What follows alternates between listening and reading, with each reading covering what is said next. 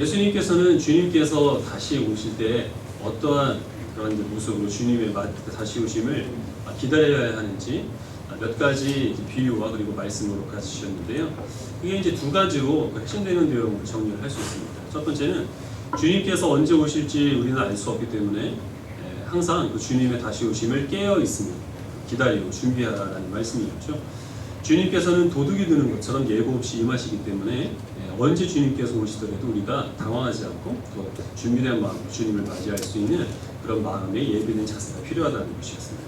그리고 또 한 가지는 주님께서 이 땅 가운데 계시면서 하셨던 그 일들을 승천하신 이후에는 우리 모든 그리스도인들에게 맡기시기 때문에 주님께서는 우리들에게 은사로 여러 가지 것들을 허락해 주십니다.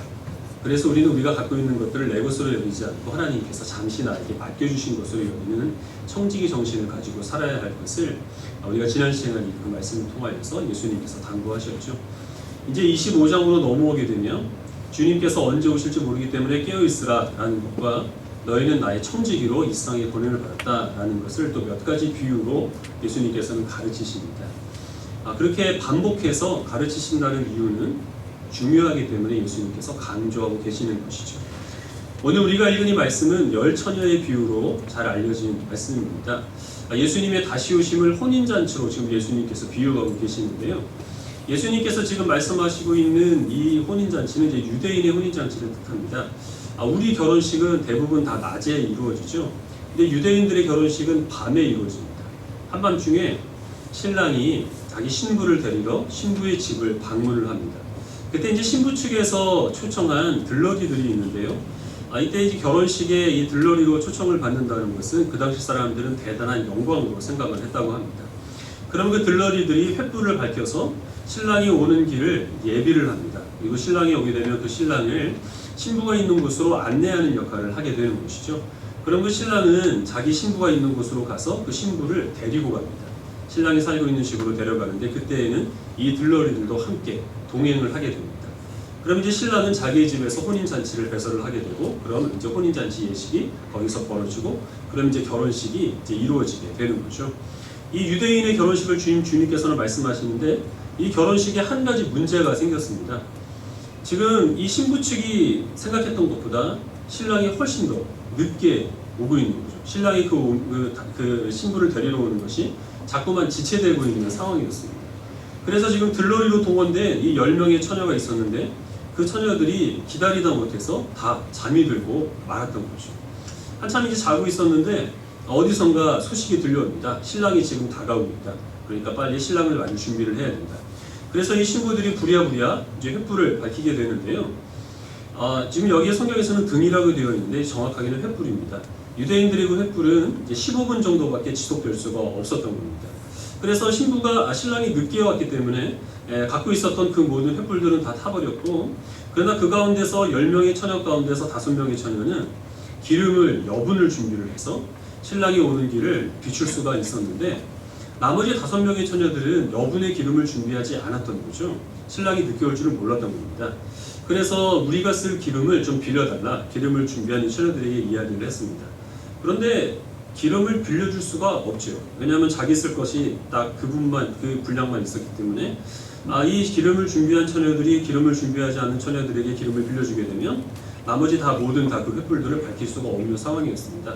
그래서 빌려줄 수가 없었고 기름을 파는 사람들한테 가서 너희가 기름을 사와라 이렇게 얘기를 한 거죠. 그래서 기름을 준비하지 못한 5명의 처녀들이 기름을 파는 사람한테 가서 기름을 사오는 사이에 신랑은 이미 도착을 했고, 그 신랑은 신부를 데리고 자기의 집으로 가서 혼인잔치를 배설을 했던 겁니다. 기름을 준비하지 못한 처녀들이 기름을 사서 그 혼인잔치에 참여를 하려고 했지만 이미 문은 닫혀버렸고, 문을 열어달라고 부탁을 하는데 신랑은 냉담합니다. 너희는 누구냐? 내가 너희를 알 수가 없다. 혼인잔치는 이미 시작됐고 문을 열어줄 수가 없다. 그렇게 얘기를 해서 이 기름을 준비하지 못한 미련한 처녀들은 혼인잔치에 초청을 받지 못했다는 겁니다. 예수님께서는 이 비유의 결론으로 그런즉 너희는 깨어있으라, 언제 주님이 다시 오실지 너희가 알지 못한다 라는 말씀입니다. 여기에서 주님께서 이 비유를 통해서 한 가지 암시를 주신 것은 예수님의 제자들이 생각하는 것보다 주님의 다시 오실 그날이 상당히 늦은 시기에 이루어질 것을 지금 예수님께서는 암시하고 계시는 것이고, 그 늦은 시기에 오실 그 주님을 항상 그렇다고 하더라도 주님은 다시 오실 것에 대한 확신을 버리지 말고 준비하는 마음으로 주님을 기다려야 한다는 것을 주님께서 말씀하신 것입니다. 이 열처녀의 비유는 시한부 종말론자들이나 아니면 다른 이단들이 애용하는 그런 구절입니다. 그래서 오해의 여지가 많은데요. 먼저 우리는 여기에서 깨어있으라라는 말씀이 무슨 의미인지 생각을 해보도록 하겠습니다. 깨어있으라는 것을 시한부 종말론자들은 주님께서 곧 오시기 때문에 평상시와는 다른 어떤 그 좀 더 특별한 모습으로 주님의 다시 오심을 맞아야 한다 이렇게 얘기를 하죠.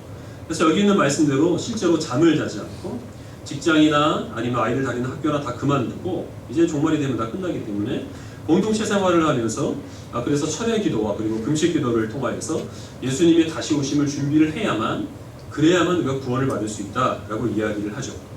근데 여기서 지금 주님께서 말씀하신 깨어있다는 것이 어떤 특별한 행동을 의미하는 것이 아니라는 점이 분명하죠.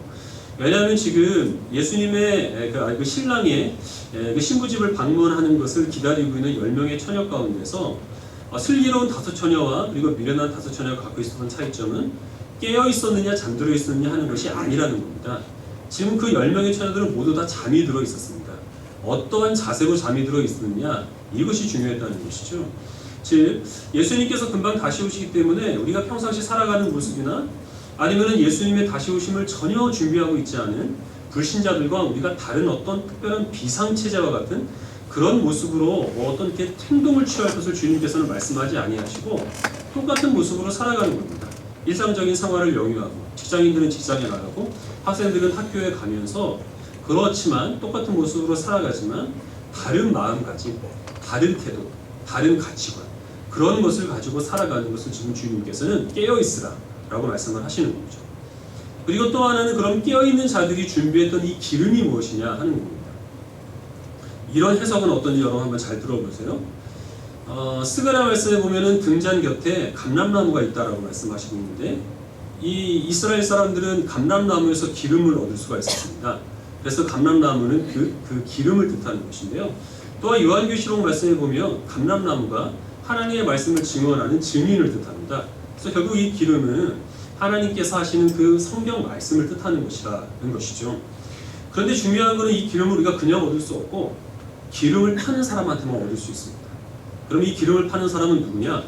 하나님께서 보내신 약속된 선지자라는 겁니다. 그래서 모든 그리스도인들이 다 구원받는 것이 아니라 약속된 선지자를 통하여 하나님께서 하시는 그 말씀을 받는 그 성도들만이 구원을 받을 수 있다. 이 해석 어떻습니까? 그럴싸하죠. 근데 이 해석은 신천지에서 하는 해석입니다. 그러니까 여러분들이 만약에 열처녀 비유를 이런 식으로 푸는 사람이 있으면 자기 전체를 신천지라고 밝히지 않더라도 이 사람이 신천지구나 이렇게 이해를 하면 되겠습니다. 여기서 말씀하고 있는 기름, 감람나무, 기름을 파는 사람, 열처녀, 등잔 이런 것들을 하나하나 마치 퍼즐을 맞추듯이 성경 이곳저곳에서 끌어서 맞추면 상당히 그것이 좀 성경적인 것처럼 들리는데 비유는 그렇게 퍼즐을 맞추는 것처럼 푸는 것이 아니라 전체 비유를 통하여서 말씀하시는 한 가지 교훈이 있습니다. 그 교훈이 무엇인지를 이해를 하는 것이 이 모든 그 비유의 말씀을 오해 없이 우리가 이제 이해할 수 있는 길인데요. 지금 이 지혜로운 5처녀와 그리고 또 슬기가 없는 미련한 그 5처녀의 근본적인 차이점은 기름을 준비했느냐 준비하지 않았냐인데 슬기로운 처녀들이 여분의 기름을 준비한 이유가 무엇이죠? 신랑이 오는 것이 내가 생각하는 것보다 훨씬 더 늦어질 수 있겠다 하는 것을 염두에 두고 그래서 여분의 기름을 준비했던 거죠. 신랑이 오는 것은 내가 결정하는 일이 아니라 신랑이 결정하는 것이고 그래서 비록 나는 지금 신랑이 빨리 왔으면 좋겠지만 그렇지만 신랑이 늦게 온다 하더라도 반드시 오기 때문에 그 신랑의 다시옴을 기대하는 마음으로 참고 기다리는 것 이것이 바로 이 지혜로운 처녀가 가졌던 그 기름이었습니다. 반면에 지혜롭지 못한 그 5처녀는 그게 아니었죠. 신랑이 올 때는 내가 정한 때 내가 기다리고 있는 바로 지금 그때 와야 한다 라는 그런 생각이 있었기 때문에 그 기름을 준비하지 못했던 겁니다. 결국 지금 주님께서 예배하시는 이 기름을 가지고 깨어있어서 신랑을 준비하는 이 슬기로운 5처녀는 신랑이 오는 그 시간이 늦어진다 하더라도 신랑은 꼭 오기 때문에 내가 있는 이곳에서 언제 신랑이 오더라도 아무런 불편함 없이 신부까지 안내가 될 수 있도록 여분의 기름을 준비하는 이 신랑이 오는 것을 기다리며 그 소망 가운데서 인내하는 인내심을 뜻하는 것이죠. 주님께서는 이 땅 가운데 계실 때 그 제자들에게 내가 다시 올 것이다 라는 말씀과 함께 다시 오실 그 시기가 너희들이 생각하는 것보다 상당히 늦어질 수 있다라는 것을 여러 말씀을 통해서 암시를 하셨습니다. 예를 들면 누가복음에 보면 그 불의한 재판장의 비유가 있는데요. 어떤 마을에 하나님을 두려워하지 않고 사람을 무시한 한 재판장이 있었죠. 근데 이 재판장이 다스리고 있는 그 마을에는 한 과부가 있었습니다. 그 과부가 어떤 억울한 일을 당해서 재판장에게 자기 억울함을 풀어주기를 원했는데 이 재판장은 불의합니다. 일상 가운데 공의가 세워지는 것을 전혀 원하지 않았고 자기가 다스리고 있는 그 자기의 백성들을 긍휼히 여기는 그런 마음도 없었습니다. 그래서 하찮은 과부가 와서 요청하는 것을 들어줄 이유가 없겠죠. 근데 이 과부가 포기하지 않고 날마다 찾아와서 내 억울함을 들어주십시오. 내 소원을 들어주십시오. 계속 그렇게 간구를 하니까 이 재판장이 이렇게 얘기를 합니다. 내가 비록 하나님을 두려워하지 않고 사람을 내가 또 무시하지만 그러나 내가 이 세상 가운데 어떤 공의를 세우기 위함도 아니고 내가 다스리는 이 백성들을 긍휼히 여김도 위함이 아니라 귀찮아서 이 과부의 소원을 들어주겠다. 이렇게 얘기합니다. 예수님께서 그 비유의 말씀을 하시고 그 비유의 결론으로 그런즉 너희도 하나님을 그렇게 귀찮게 굴어라. 끈질기게 하나님께 매달려서 반드시 원하는 것을 얻어내라 라고 한다면 그러면 우리는 우리가 믿는 그 하나님을 이 불의한 재판관과 똑같이 여기는 것입니다. 그러나 하나님께서는 공의로우신 하나님이고 하나님의 그 백성들을 사랑하셔서 날마다 찾아와서 들들 볶지 않아도 우리의 작은 신음소리라도 주님께서 귀 기울이시고 응답하시는 하나님이시기 때문에 이 비유의 결론은 그렇게 가서는 안 되는 것이죠. 예수님께서 이 비유의 결론을 어떻게 내리셨는지 누가복음 18장 말씀 같이 보겠습니다. 누가복음 18장 6절부터 8절입니다.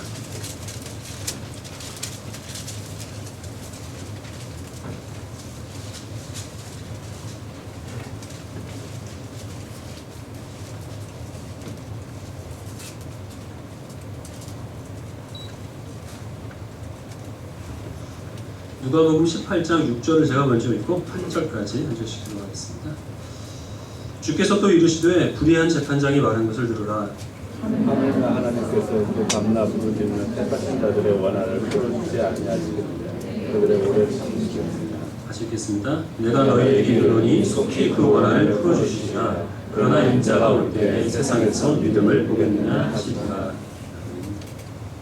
하나님은 불의한 재판관과 같지 않아서 그렇게 날마다 찾아와서 귀찮게 소원을 아뢰 필요가 없이 우리의 모든 억울함들을 아뢰기 전에 미리 아시고 우리가 어떤 것을 하나님께 요구하면 하나님께서는 그 요구를 속히 응답하신다라는 겁니다. 그래서 우리는 하나님을 그렇게 불의한 재판관처럼 대할 필요가 없다는 거죠. 근데 한 가지, 주님께서 우리의 기도에 응답하시고 우리 삶 속에서 역사하시는 그때는 우리가 정하는 것이 아니라 하나님께서 정하시기 때문에 어떤 경우에는 그렇게 하나님께서 응답하시고 그리고 하나님께서 역사하시는 것이 내가 생각하기에 상당히 지체가 되고 그 사이에 하나님께서 나를 잊으셨고 그 사이에 하나님께서 혹시나 내게 하신 그 약속을 저버리신 것이 아닌가 하는 그런 의구심이 들 때가 반드시 온다는 거죠. 그러나 그러한 순간이 온다 하더라도 하나님께서는 우리를 사랑하시고 공의로우신 하나님이라는 사실을 너희가 기억해서 항상 기도하고 낙심하지 말아라 하는 그 말씀을 하시기 위해 비유의 말씀을 하신 겁니다. 그렇게 제자들에게 하나님의 역사하심과 주님의 응답은 우리가 생각하는 것보다 훨씬 더 늦은 시기에 이루어질 수 있고 그래서 낙심하지 말고 기도하며 낙심하지 말라고 말씀하셨음에도 불구하고 주님의 그 다시 오심을 기다리지 못하는 조급한 성도들은 반드시 있기 마련이라는 겁니다. 그래서 예수님께서는 제자들에게 물으십니다. 그러나 인자가 올 때에 세상에서 믿음을 보겠느냐. 내가 다시 오는 날이 너희가 기대하는 것보다 훨씬 더 늦은 때에 이루어진다 하더라도 너희가 포기하지 않고 지속적으로 내가 옴을 준비한 그런 소망을 가지고 살아가는 그런 제자들이 있겠느냐? 별로 없겠다는 거죠. 뜻하지 않은 그리고 우리가 준비하지 않고 또 우리가 기다리지 않을 때 주님이 오시는데 그 주님의 오심이 상당히 우리의 기대보다 늦어지기 때문에 하나님께 대한 소망, 그 소망 가운데서 인내하는 그런 신자의 본분의 모습을 저버리는 그리스도인들이 너무나 많게 될 것을 예수님께서는 염려하시고 그리고 또 경고하시는 겁니다. 주님께서 승천하신 이후에 주님의 제자들이 주님의 다시 오심을 항상 간절한 마음으로 기대했는데요. 대부분의 그리스도인들은 사실 예수님께서 조금 더 빨리 오실 것을 기대하고 있었습니다. 그러나 많은 혼란 가운데서 주님께서 그 재림하실 날이 자기 눈으로 그렇게 보이지가 않자 낙심하는 성도들이 하나둘씩 생겼고 어떤 사람들은 그리스도인들을 조롱했습니다. 너희가 기다리는 예수님 오기는 뭐냐? 이 세상은 처음부터 지금까지 그리고 앞으로도 영원히 지금 있는 대로 계속 있지. 주님이 오셔서 세상을 심판하시고 너희를 구원하실 것, 그것은 말도 안 되는 소리다. 주님은 너희를 잊었다. 이렇게 얘기하는 사람들이 있었습니다. 그래서 베드로 사도가 그런 그리스도인들을 위하여서 권고의 말씀을 하시는데요. 베드로후서 3장 8절 말씀 같이 보겠습니다.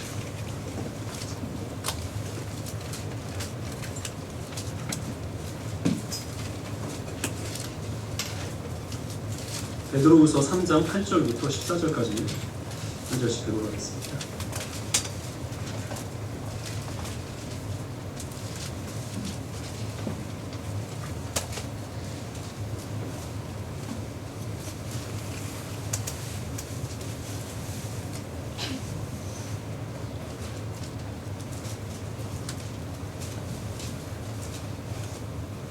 베드로후서 3장 8절을 제가 먼저 읽고 14절까지 한 절씩 하겠습니다.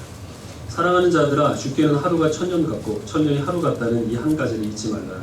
주의 약속은 어떤 이들이 더디다고 생각하는 것 같이 더딘 것이 아니라 모든 주께서는 너희를 위하여 오래 참으시고 다 내게 이르기를 그러나 주의 날이 도둑같이 오리니 그날에는 하늘이 큰 소리로 떠나가고 물질이 뜨거운 불에 풀어지고 땅과 그 중에 있는 모든 일이 드러나리로다. 이 모든 것이 이렇게 드러지니 너희가 어떤 사람이 되어야 합니다. 하나님의 날이 임하기를 바라보고 간절히 사모하라. 그날에 하늘이 불에 타서 풀어지고 물질이 뜨거운 불에 녹아지려니와. 우리는 그의 약속대로 우리가 있는 곳인 하늘과 새 땅을 바라보고 같이 읽겠습니다. 그러므로 사랑하는 자들아, 너희가 이것을 바라보니 주 앞에서 점도 없고 흠도 없이 평강 가운데서 나타나기를 힘쓰라. 예수님의 다시 오심이 빠르다, 아니면 늦다, 이렇게 우리가 갖고 있는 시간관념을 가지고 주님의 그 재림을 측량할 수가 없다는 겁니다.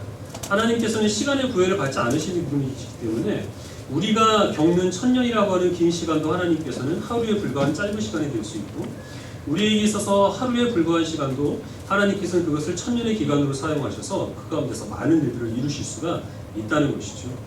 그러나 하나님께서는 우리가 생각하는 것처럼 늦게 오시는 것이 아니라 하나님의 섭리 가운데서 주님께서 오실 그날을 일부러 조금씩 더 늦춰가고 있는 것이 분명하다는 것입니다.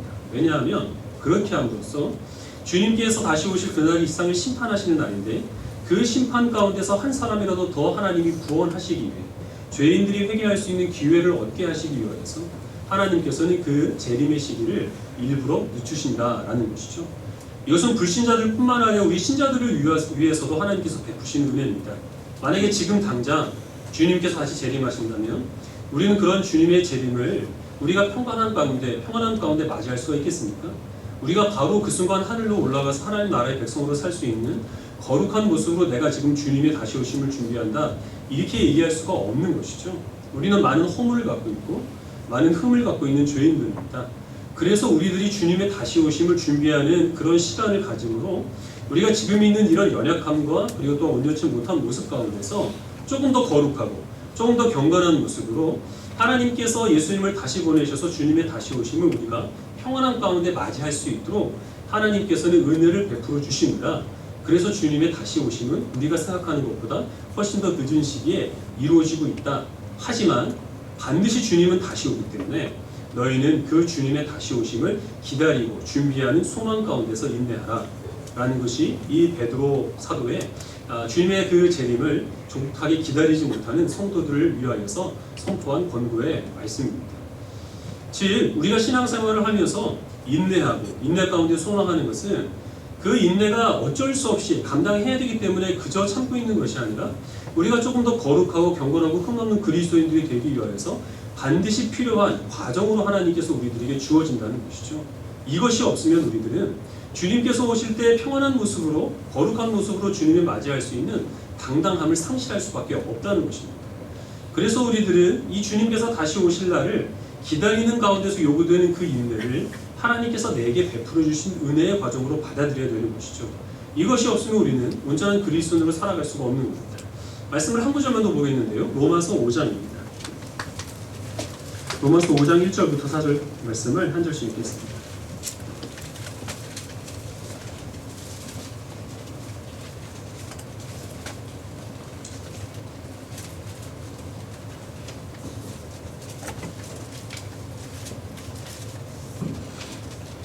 로마서 5장 1절 제가 읽겠습니다. 그러므로 우리가 믿음으로 의롭다 하심을 받았으니 우리 주 예수 그리스도로 말미암아 하나님과 화평을 누리자. 또한 그로 말미암아 우리가 믿음으로 서 있는 이 은혜의 보람을 얻었으며 하나님의 영광을 바라고 즐거워하느냐. 다만 이뿐 아니라 우리가 환난 중에도 즐거워하나니 이는 환난의 인내를 인내는 연단에 하나님의 소망을 주시라. 네, 4절까지 읽겠습니다.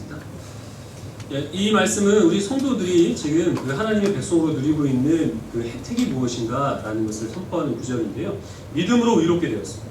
아무 공로 없이 하나님의 자녀가 되어서 주님과 더불어서 우리가 화평을 누리고 있죠. 하나님을 아버지라고 부르고 또 아무런 제사 의식 없이 우리가 주님께 예배를 하고 기도할 수 있는 그런 은혜를 누리고 있습니다. 또 그것이 지금 당장 우리에게 주어지는 이 은혜로 말미암아 감사하는 것이 아니라 지금 우리가 살아가고 있는 현실은 영광스럽지 못하지만 하나님께서 지금 하늘에서 누리고 계시는 그 모든 영광들을 우리들에게 허락하여 주실 그 날에 대한 소망을 가지고 그 소망 가운데서 영광스럽지 못한 이 나날들을 우리가 기쁨으로 살아갈 수 있는 것이 지금 성도로 살아가는 우리가 누리는 은혜라는 것이죠. 2절에 있는 말씀 가운데서 하나님의 영광을 바라고 즐거워하느니라 라고 간단하게 되어 있는데 조금 더 자세하게 길게 풀면 하나님께서 지금 누리고 계시는 그 영광을 장차 우리가 누리게 되겠노라는 그 소망 가운데서 성도들은 지금 기뻐한다는 것입니다. 근데 이 소망이 어디에서부터 비롯되느냐? 거저 주어지는 것이 아니라 영광스럽지 못한 우리의 현실, 고통스럽고 때로는 견디기 힘든 그런 환난 가운데서도 그 환난을 하나님께서 그런 상황 가운데서 내게 충만한 기쁨과 은혜와 그리고 영광을 허락하여 주실 것에 대한 기대를 가지고 우리 성도들이 인내하는 것입니다. 그 인내가 우리로 하여금 연단하셔서 변화시키는 귀한 능력이 되는 것이죠.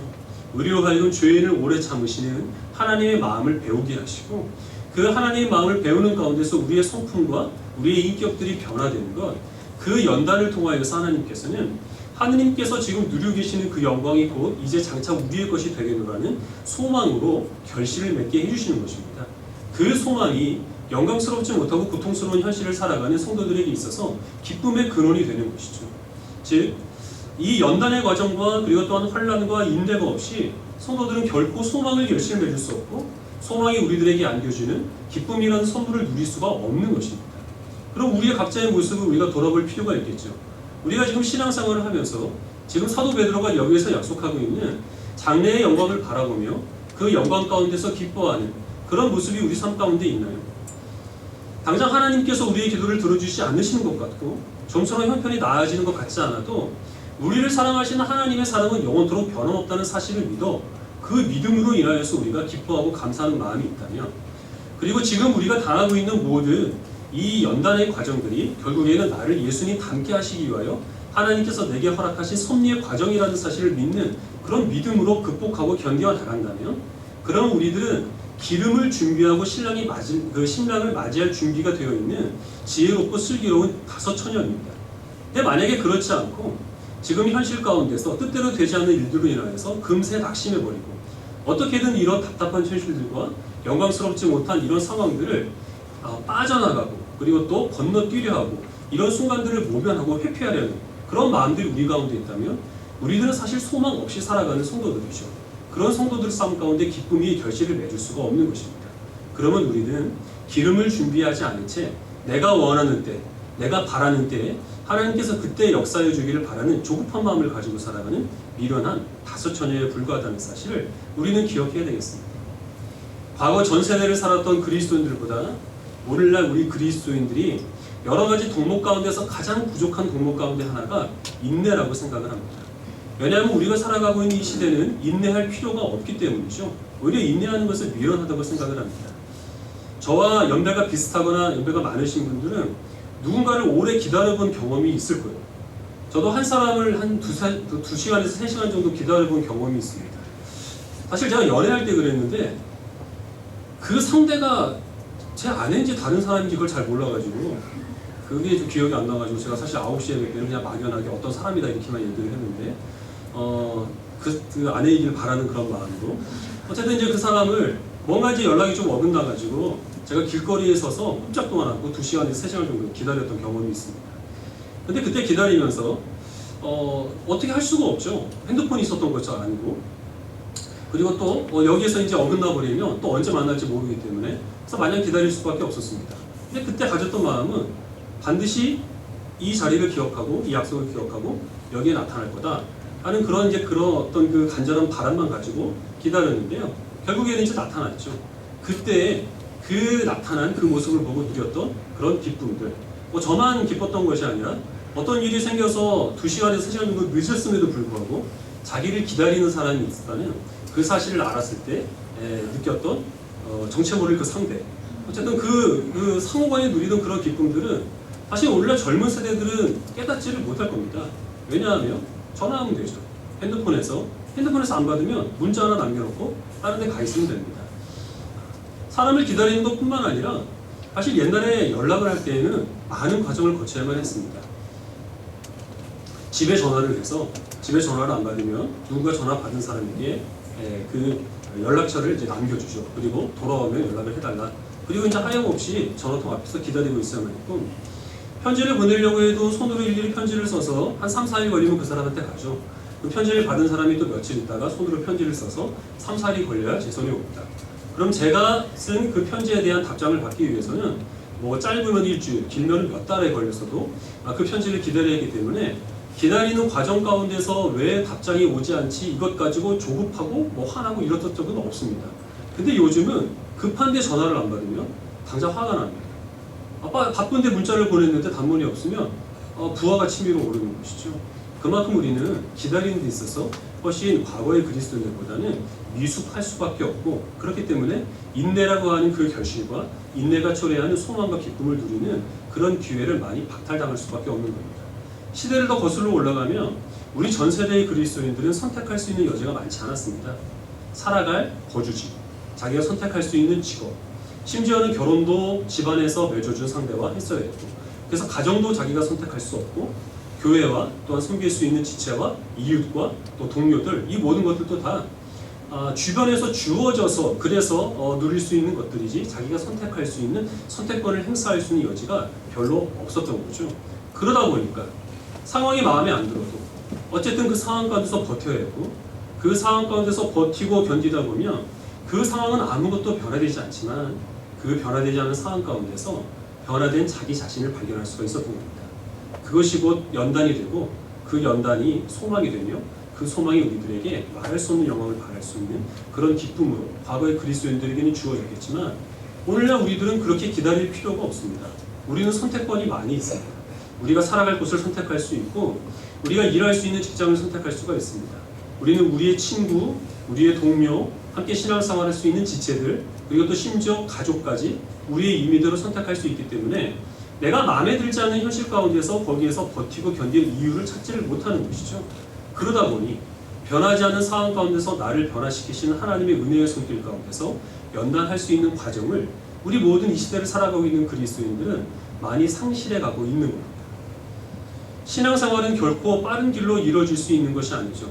광고를 보면 하루에 30분씩 2주일만 일하면 날씬한 몸매를 갖게 해주겠다, 이런 광고들이 있는데 여러분 그게 사실인가요? 2주일 만에 살이 빠진다고 하더라도 그 뒤에 계속해서 운동을 하지 않으면 그 몸매는 유지될 수가 없는 겁니다. 운동을 좋아하시는 분은 알겠지만 운동이라고 하는 것은 이제는 내가 더 이상 못하겠다 하고 그렇게 자기의 한계를 느껴지는 바로 그때부터 운동이 되는 거죠. 아령을 들어 올리면서 내가 이제 더 이상은 하나도 못 올리겠다 하는 그 순간 그거를 참고 거기에서 하나 더 들어 올릴 때 그것이 근육이 되는 것이고, 러닝을 하다가도 이제는 내가 숨이 가빠서 여기까지가 내 한계다라고 여겨지는 바로 그때 거기에서 한 바퀴를 더 돌아야 그것이 유산소 운동이 돼서 거기서부터 뱃살이 빠지는 겁니다. 근데 그렇지 않고 이는 힘드니까 여기까지가 내 한계야 라고 그렇게 생각을 하면서 포기를 하게 되면 그러면 그 운동은 하나마나가 될 수밖에 없는 것이죠. 우리 신앙생활도 마찬가지입니다. 우리가 하나님 앞에서 바랄 수 있는 소망은 지금 당장 내 삶이 내 뜻대로 이루어지는 것, 빠른 기도의 응답, 어떤 신속한 교회의 확장, 어떤 우리의 삶 가운데서 문제들이 급속하게 해결되는 것, 그것이 우리의 생활에 하나님께서 우리들에게 주신 목적은 아니라고 하는 것이죠. 주님께서 다시 오실 날, 그날이 언제이든 그 주님께서 다시 오실 때 우리가 평안한 모습으로 주님을 당당하게 맞이할 수 있도록 흠없고 거룩한 모습으로 우리들이 변화되는 것이 우리의 신앙생활의 목적입니다. 거기에 지름길은 없습니다. 그 길은 우리의 평생에 걸쳐서 천천히 가야 하는 것입니다. 우리가 지금 이 자리에 모여서 매주 예배를 드리는 것, 우리 하나님께 매일 드리는 기도, 하나님 앞에서 우리가 말씀을 묵상하는 경건한 삶, 그런 것들은 지금 당장에는 이 한 번 예배를 드린다고 하더라도 내 삶 가운데서 아무런 유익이 없는 것처럼 느껴질 때가 있습니다. 하루 예배 빼먹고 하루 기도 빼먹어도 내 삶 가운데서 아무런 이상이 일어나지 않는 것처럼 여겨질 때가 있습니다. 그러나 결코 그렇지는 않다는 것이죠. 아무런 변화가 없이 하나님께 드려지는 이러한 예배라고 하더라도 우리의 신앙생활은 먼 길을 가는 과정이고 이 과정은 끊임없이 인내하며 소망을 가지고 가는 그 길이기 때문에 하나님께서는 우리는 느끼지 못하는 사이에도 기도하며 예배하며 하나님 앞에 우리 자신을 가꾸기 위하여서 경건하게 주님께 드려지는 시간을 주님께서는 귀하게 사용하신다는 겁니다. 신앙생활뿐만 아니라 우리의 삶 속에서 날마다 부딪히는 사소한 크고 작은 문제들, 우리의 마음에 겪는 많은 갈등들, 그 가운데서 우리가 어떻게든 하나님의 뜻대로 살아가기 위하여서 열심을 품고 이기고 견디고 내 한계를 극복하기 위한 그 모든 수고들을 통하여서 하나님께서는 그 환난을 인내로, 그 인내를 연단을 소망으로, 그리고 그 소망을 기쁨으로 결실하게 해주시는 겁니다. 그때까지 가지 못하고 나는 여기가 한계야, 이제 나는 더 이상 참을 수 없어, 나는 더 이상 견딜 수 있는 그 지점을 넘어섰어 라고 포기해버리면 우리들은 사실 우리의 삶을 변화시키시고 바꿔주시는 하나님의 은혜를 우리가 누릴 수 있는 기회를 영영 상실해버릴 수밖에 없다는 사실을 기억하시기 바랍니다. 세상이 과거에 살았던 사람들보다 훨씬 더 부요하고 그리고 또 평화로운 시대를 살아가지만 많은 사람들이 인내하지 못해서 극단적인 선택을 하거나 금방 낙심해버리는 것이 오늘날 살아가는 사람들의 삶의 모습입니다. 우리 그리스도인들도 크게 다르지 않다고 생각합니다.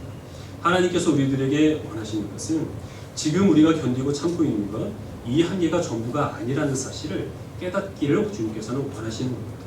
주님께 주신 능력으로 우리가 지금 생각하는 것보다 우리의 마음을 넓히시고 우리의 한계를 극복하시고 여기까지가 내가 참아왔고 그리고 또 여기까지가 내가 견뎌왔던 바로 그 수준이다 라고 여겨지는 바로 그때 한 번 더 인내하시고 한 번 더 견디시고 한 번 더 참으시고 그 뒤에 주어지는 인내와 연단과 그리고 또한 그 소망의 과정들을 거쳐 우리들에게 주시는 그 기쁨을 소망하는 마음으로 살아갈 수 있게 되기를 바랍니다. 기름을 준비한 천하들과 같이 인내함으로 주님의 다시 오심을 기다리시는 지혜로운 성도들이 되시기 바랍니다. 기도하겠습니다.